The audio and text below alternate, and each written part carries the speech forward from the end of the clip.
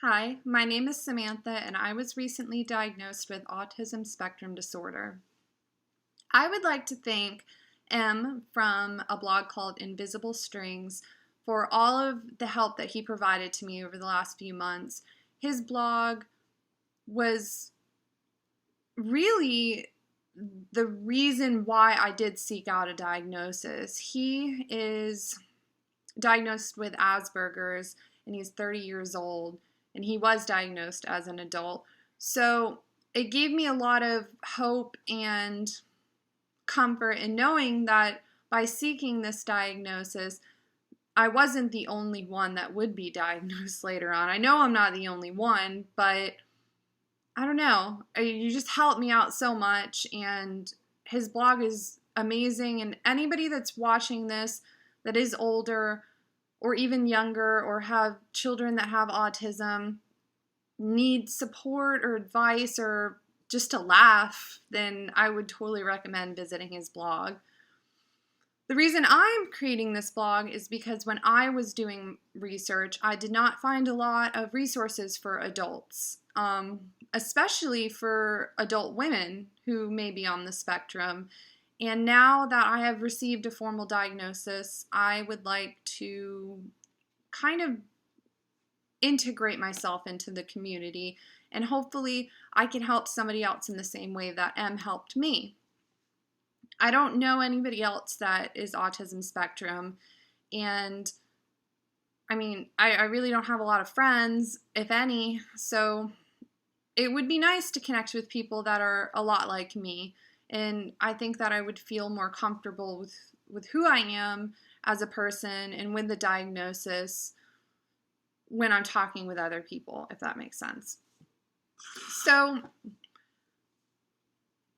I write a blog as well, which I will link in here, and I started off letting people know that I accept the DSM changes for the fifth version, and I do believe that it is a spectrum diagnosis. I know that a lot of you that are watching this may be diagnosed with Asperger's, high functioning autism, or anywhere on the spectrum really. So I don't want to make people feel excluded by only referring to the diagnosis as autism or autism spectrum. I just think it's easier.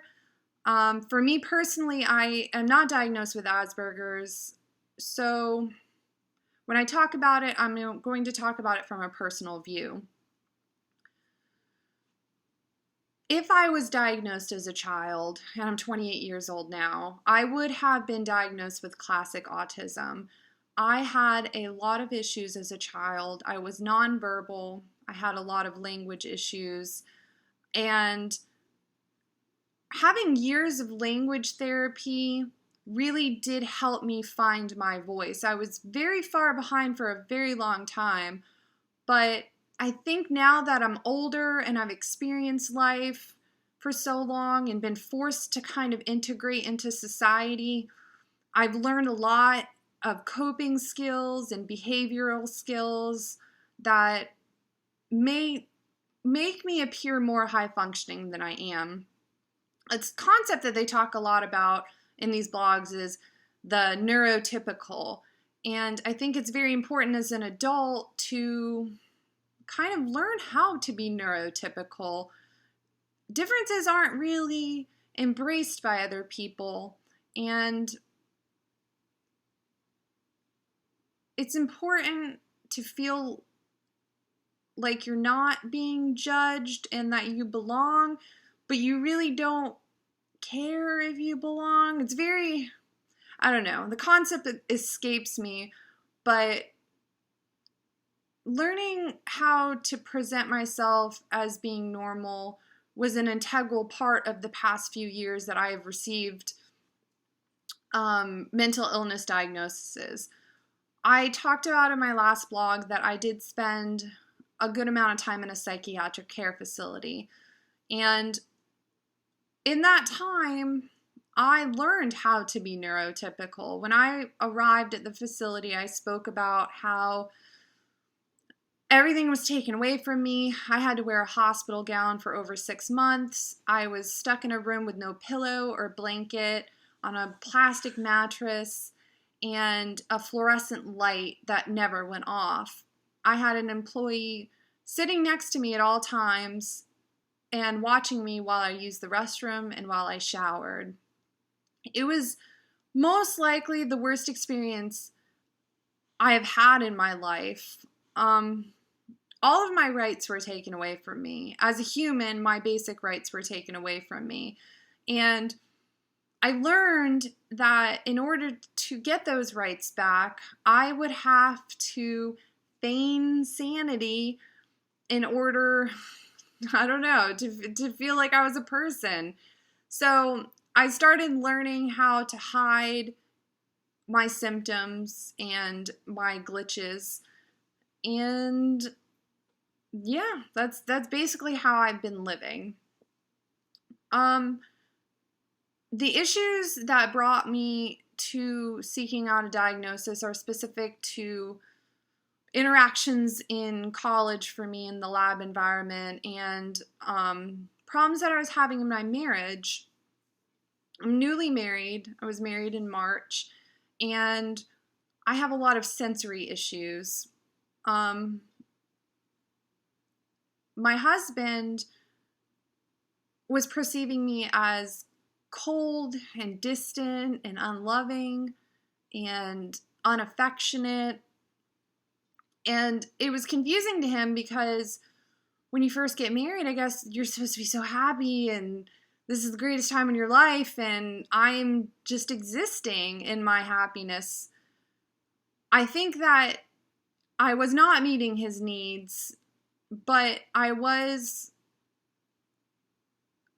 doing everything that I could that was possible for me to be a partner in a relationship. And we have come to the conclusion that our relationship is not normal, and it never will be. I'm not the typical person to be in a marriage, and I'm so grateful for him because he accepts that, and he knows that I love him in my own way. And this period of time of obtaining this diagnosis has really, really helped our marriage, and to understand how I am and how to handle, I like calling them glitches, that I have. So a lot of what I'm going to talk about later on in my blogs will deal with marriage or relationships, with family, with friends, with your spouse, with your animals. I think it's very important to feel like you have a place to vent and to talk about these things, because they can be deemed hurtful to the people that love you. And I'm very misunderstood. And it hurts me when people do think that I am a cold person, that I'm unloving, because it's not true, but I do love in my own way. One of the hardest things for me when my husband and I started having issues was admitting that it hurts when he touches me. And I think it was the hardest thing I have ever said to somebody in my life.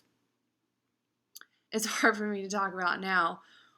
But to tell your husband that your skin burns when he touches you, I could see how much it hurt him, because we didn't understand, and he didn't understand why that was happening. It wasn't that I didn't want him to touch me, it was that it physically caused me pain for him to touch me. And I think, and I know that there's people out there that have the same sensory issues as me or similar ones, and I know that it impacts their lives the way that it impacts mine. And I would like to talk about it, and I would like people to talk about theirs, because I don't think that there's anything wrong with anybody that has the disorder. I don't believe there's anything wrong with me. I'm happy and I feel relieved to have this diagnosis because it makes sense, and all of a sudden I make sense, and there's nothing to fix. There's no therapy to fix it. There's no trauma that caused it. I've been this way since I was born, and I will continue to be this way for the rest of my life. And that is such a freeing thought and a relief. And I hope that people that have not received a diagnosis yet or are in the process can experience the same feeling that I have felt. I know that there has been some negativity to it. I was Googling experiences from other people that had been in marriages with people that have autism, and specifically for men that were married to autistic women. And I found some sites, and there was a lot of anger.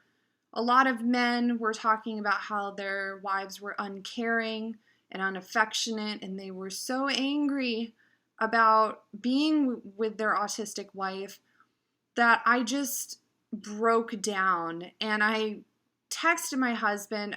I apologized for being married to me, that it was so hurtful to other people to be married to someone like me that I couldn't imagine how it must affect him.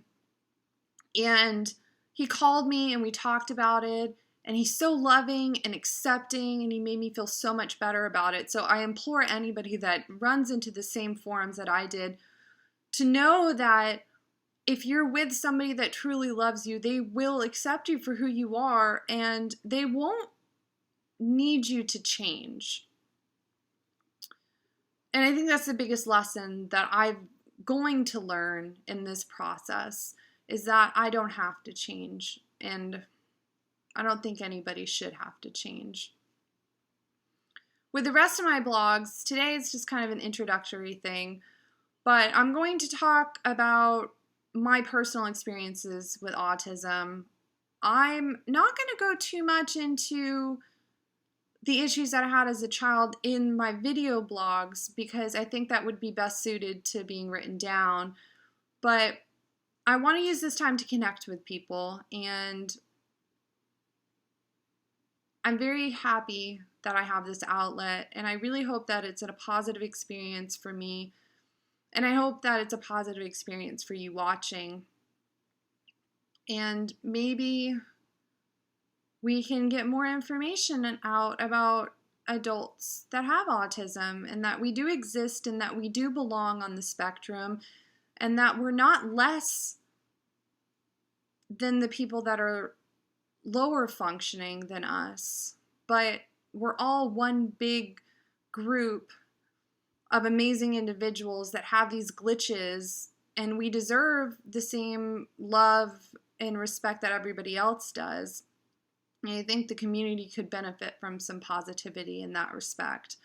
But thank you for watching. I'm probably going to go straight into another video after this. I really want to talk about sensory issues, and I thank you for watching and taking the time to listen to me, and I appreciate it more than anything. And I hope that you can connect with me and reach out, and I would love to speak to anybody. I don't like speaking in person, but I love the internet. So please take the time and email me, follow my blog, comment down below, and I hope that this is going to be an awesome time.